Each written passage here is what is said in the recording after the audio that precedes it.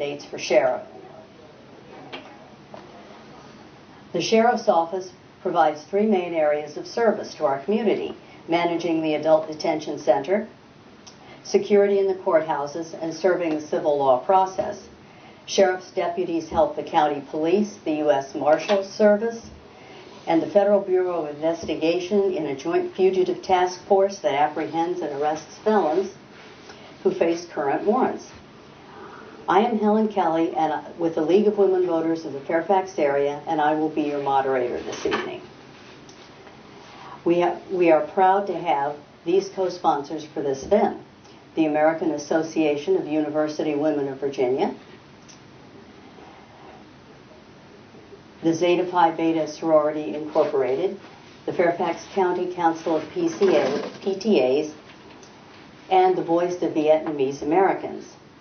We thank Jim Southworth, Director of Technology Development at Fairfax Public Access Television, and his team for videotaping this event that he will upload to YouTube. And we thank the staff at FPA for making this broadcast possible. We also thank our two candidates, Stacey Kincaid and Challenger Brian Wolfe, for taking time to answer your questions. The candidates will make 3-minute opening statements in the order in which their names appear on the ballot. They will have 2 minutes to answer each question, and after the first question, I will alternate the order in which the candidates respond. The candidates have both agreed to these rules. If you have questions for the candidates in the studio, use the index cards. At home, use the telephone number or the email address at the bottom of your screen. Let's get started. Ms. Kincaid? Good evening, everyone. My name is Stacey Kincaid, and I am proud to serve as your sheriff. 28 years ago, I became a deputy sheriff right out of college. Through hard work, dedication, and innovative thinking, I rose to the rank of captain before running for sheriff in 2013. I've dedicated my entire career to the Sheriff's Office, as well as serving the residents of both Fairfax County and the city of Fairfax. Earlier this year, a terrible tragedy occurred in our adult detention center.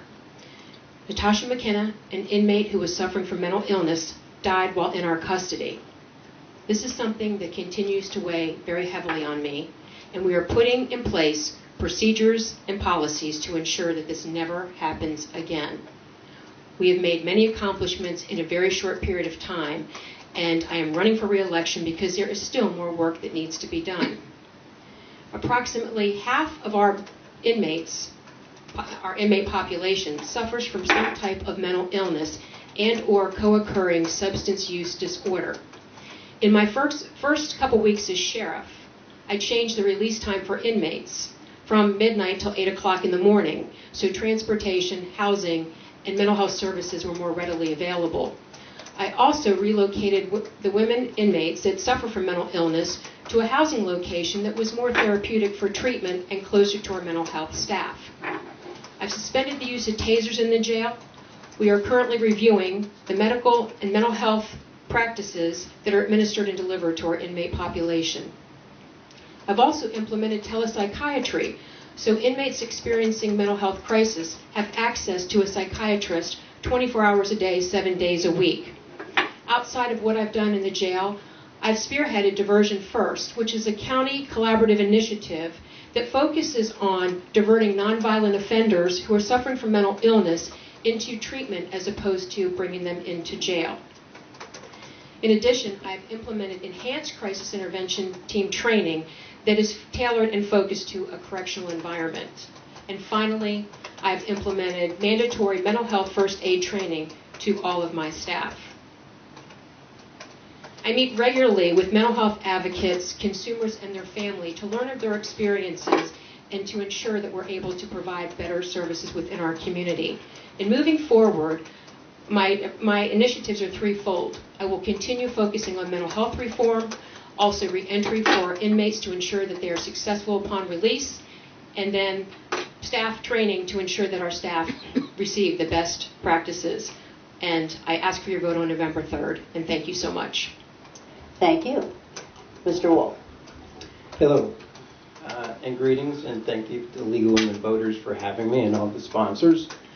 I appreciate that are in the audience tonight and the viewers that are at home, which gives me an indication that you have care for the community and that you also have care for the sheriff's office, which typically doesn't get a lot of press. I applaud the sheriff today for bringing foremost the biggest reason why I'm running against Stacey for sheriff again. I'd like to go ahead and say that when I did choose to run 2 years ago, that I did an analysis on the department and I determined that there were some critical areas that were in need of repair. And through my 30 years of career law enforcement, I understood that mental health is a severe problem with people that are suffering from mental illness and that they're basically just tied up in the criminal justice system. As my platform items back in 2013, I made it very clear, and I do like to use visual aids, so please bear with me. Because when I say something, I like to make sure it's backed up. But I did make, and only 3 articles that are in local papers, with the Fairfax Times, the Washington Post, and the Connection, that my only 2 key platform items were crisis intervention training and installing cameras in the jail to make us more transparent, more accountable, and to let the citizens know what we do on a daily basis. This was a critical need back in 2013, and my opponent, Stacey, either didn't understand what our crisis intervention training was, but basically dismissed it. And in her own words, she basically said that it's not appropriate for a jail setting. We rely on the CSB, the Community Services Board. In the Natasha incident, the CSB was not even present on that scene. There was nobody that had crisis intervention training. It's a terrible tragedy. I tried to prevent that. I think CIT could have basically prevented that incident. Poor Natasha called the police for help, and she ended up dead. There's a woman that doesn't have a daughter, and then there's a little daughter that doesn't have a mommy right now. I'm asking for your support. I gave the sheriff warnings. In 2013, she still has the lowest amount of officers trained in CIT. She hasn't been truthful. She hasn't been transparent. The Washington Post, which I rely on, is a very independent newspaper. They haven't written one positive article on our sheriff in 15 articles. Thank you so much. Thank you. With all the talk about budgets, I'd like to ask, what are your funding priorities? And how would you implement budget reduction if required?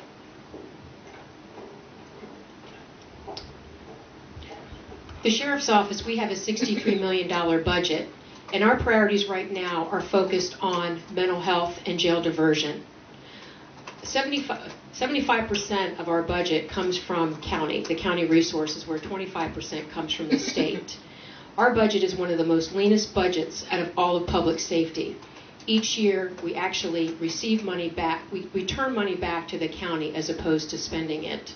In addition, in reference to our security upgrade, which back in June of 2014, we were in desperate need for an upgraded security system. This is something that just didn't happen a couple of years ago. This is something that we've been in need of for over 15 years. So I recently asked the county executive and senior management, senior leadership staff for $10 million so we could have the best possible security equipment that is needed for a correctional facility. Most recently, we were able to receive funding so we can have a security study conducted, because the infrastructure in our jail is extremely complicated, where we have 4 different areas that have been built during different periods of time, and it's important that we are able to have the best possible upgrade with security and communication. So that's where our funding is going to be focused on, aside from mental illness and ensuring that we're able to properly divert those individuals that so desperately need treatment. Thank you. Mr. Wolfe. Thank you. I'm going to be rather brief on this topic, and if I could just go ahead and explain some responsibilities of any municipality law enforcement agency. To be accredited, which the Sheriff's Office is accredited, just like Fairfax County, Loudoun County, Arlington and Alexandria, Stafford, everybody is an accredited agency. Part of that accreditation is to inform citizens of what they are doing with their budget, their successes in their programs, their failures in their programs. It's a key portion of notifying the citizens. It's the biggest form of being transparent that you can. I knew Stan Berry for 20 years. He always had an annual report attached to his website. The very first time Sheriff Kincaid was in charge of our jail, or our sheriff's office, there was no annual report. I find that very disturbing. This was her chance to show what she's been doing while she's been in office. That report was due February of 2014. And it's not there. For the longest time, their 2013 annual report was available online. Folks, this is exactly what I'm talking about. If you want to know what your tax dollars are being spent on, I would like to know how I could even effectively campaign against the sheriff. But if I don't even know what our budget is, I don't even know if she is really implementing crisis intervention team training. I don't know whether there's downfalls in the department. I don't know what her key motives and her initiatives are. It's very disturbing, and it goes against all the accreditation that the department has. Thank you. Now you'll answer the next question first.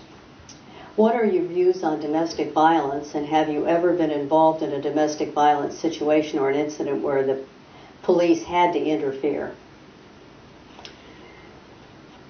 Domestic violence is covered by Virginia Code. There really isn't any kind of leeway when an officer arrives on a scene right now. In my very early years in the career, the officer was able to determine probable cause or reasonable suspicion on which party was essentially the aggressor, and we arrested them.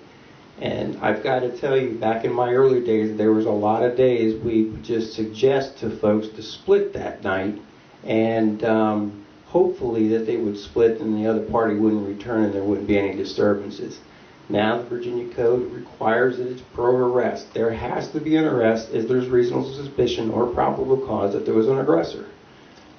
I firmly believe in that policy, and I know that most officers basically follow that code section. Thank you. Ms. Kincaid. We take domestic violence very, very serious in the sheriff's office. I have never been involved in a domestic violence situation where the police were called to my home. I can tell you that it's important, and we have begun actually bringing in training for our inmate population, because we have not only the females but the males that are both victims as well as perpetrators. And it's very important that we ensure that we provide the education, because domestic violence is not okay. Also with our training is additional information on finance abuse, because often there are individuals that come into contact with criminal justice that unfortunately have had a bad experience with their spouse, their loved one, their partner. So again, we take this opportunity to educate the individuals that are incarcerated so that when they go back into the community, they have additional information and skills and tools that will help them be successful upon their reentry. Thank you. You go first this time. Please describe how you would improve inmate access to community services in the adult detention center, other than what you mentioned. Do you have anything else? Aside from the programs that we currently have, we held our first inmate resource fair in 271 years. Our first inmate resource fair back in early 2014. This inmate resource fair provided over 200 inmates with the resources to help them, so when they go back into the community, again, they have an opportunity to be successful. Some of the government and nonprofit agencies that showed up were part of, that focused on probation and parole, mental health, job skills, as well as employment, as well as DMV. We are now going to implement DMV, or allow DMV to come into our facility to provide identification cards for our inmates. How could you imagine being locked up in jail, having no identification card, and all of a sudden you go back out in the community? So this is something that I have been very proactive about. In fact, we're having our next Inmate Resource Fair on October 8th. And this is something that has proven and will continue to prove very helpful because, again, we are helping our incarcerated individuals, which, again, they're family members, they're friends, they're neighbors. We know somebody who has been locked up. Thank you. Mr. Wolfe. I hate to keep on going back to the annual report, but that's exactly, Sheriff, what I think the citizens would have loved to have been informed in by this annual report. I did hear a couple stories within our local papers, The Connection and the Fairfax Times, about some new initiatives, but I didn't really get the success or the failure rates. I hate to keep on reiterating on this annual report, but those are the items that the sheriff should want to brag about. And I just don't know why the annual report wasn't completed. Perhaps the sheriff could answer that question in her next answer. Thank you. I was going to ask about this. One of the things you do is courtroom security. And so I was wondering, do you anticipate any problems staffing the courthouses and the courtrooms and supplying the security? Well, thank you for asking for that question. I do have contact with deputies. There are deputies that want to remain anonymous, and unfortunately they have to stay anonymous because they feel like any support they want to give to an opponent and not the incumbent, that they will be retaliated at. So most of my sources remain anonymous, and it's very enlightening, ma'am, that courtroom security has been on their minds, and that there is a shortage. And going back to the report, last year they said they were fully staffed and they weren't even accepting applications. So I'd like to know why we have a shortage in the courtrooms, and it is on the deputies' minds, and courtroom security is imperative. Judges need the security, the defendants, plaintiffs, jury members, and anybody conducting any kind of business at the courthouse. It's imperative that we have courtroom security. That's one of our key goals. Thank you. Ms. Kincaid. Each year when it comes to budget time, one of the first choices previously in the sheriff's office was to cut court security in our civil courtrooms. When I was elected in 2013, I met with all of the judges and explained to them that that was not going to be the case. We were not going to use that leverage to let the judges know that we were not going to staff civil courts, because we don't have to. We really don't. But it's important because oftentimes the problems that arise from civil courts with property, with landlord-tenant, it's important that we have a presence in the courtroom. So every courtroom is staffed with a deputy sheriff. We've also gone above that to ensure that we provide training, not only additional training for staff, but we've been very proactive with training for our judges, active shooter training, as well as civilian staff. It's not a matter of when. It's not a matter of if, it's a matter of when. This is the first time in the history that the sheriff's office has been this proactive in providing the services to our stakeholders in the court and ensuring that every courthouse is staffed by a deputy sheriff. Thank you. Are you willing to do a similar review commission for the Sheriff's Department like the ad hoc commission on police procedures and priorities? If yes, why? If not, why not? Well, we already have representation on the ad hoc commission. In fact, one of my majors has been there since day one. We also have representation on the mental health subcommittee because it is very important. Inside the sheriff's office, we've implemented a committee to study some of the issues that have come up, especially with matters with use of force as well as mental health. So we're always willing to be a part of something in order to follow and do best practices and ensure that we run a very safe and secure agency. Thank you. Mr. Wolfe. Could I have the question one more time, ma'am? Okay. Are you willing to do a similar review commission for the Sheriff's Department like the ad hoc commission on police procedures and priorities? I certainly am. The community, not just in Fairfax, across the nation, have become appalled with the sensationalizing of the media. And when we can turn on almost the news every day, we can see examples of poor police misconduct. And that's become available because everybody now has a camera on their phone. And I welcome that. I welcome witnesses to watch what we do. And I believe it does capture probably 99% of good conduct by police officers, but that's not newsworthy. But I'm willing to accept that 1% of bad conduct. We need to have community involvement to ensure that we are following our SOPs, our standard operating procedures, or our general orders. I welcome that. That's part of my initiative for cameras. If we can't have total participation in a review committee, I want people to be able to, at any time, be able to see what we do, whether it's good or bad.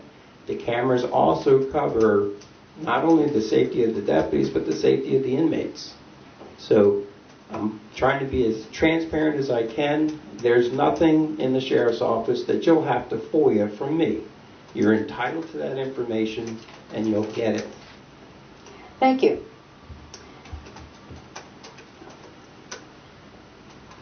Okay. Please describe how you would or have increased representation of different communities in staffing the sheriff's department. How have you or will you address opportunities for women?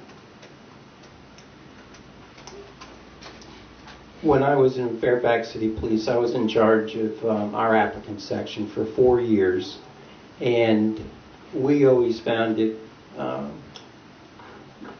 that the internet, advertising, job fairs always attracted minorities, women, and people across just not our community, but across the state and basically nationally. People want to work here. Fairfax is a good place to work. It's a safe place to work. It's great departments. And this is an opportunity for me to tell you that I am proud of the Fairfax County Police Department, and I'm proud of the deputies. I'm not too proud about the leadership, but there is an attraction for people that want to work here.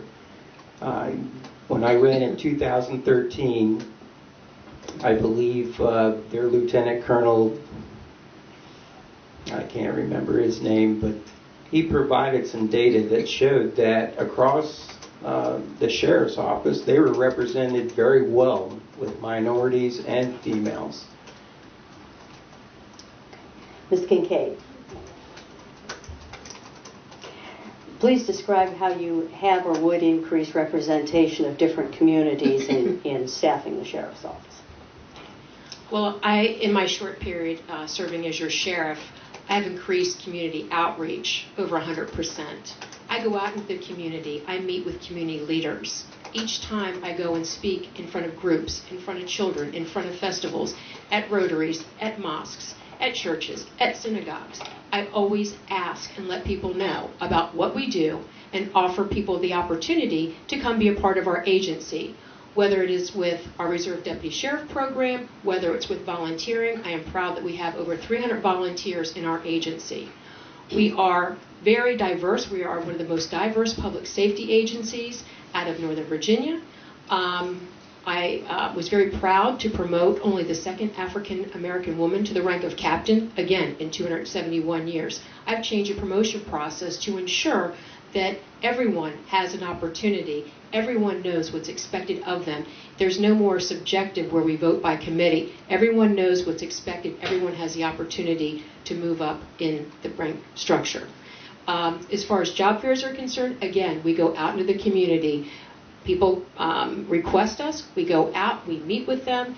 And we have done one heck of a job since I have taken office in opening up the sheriff's office and letting people know what it is that we do. Thank you very much.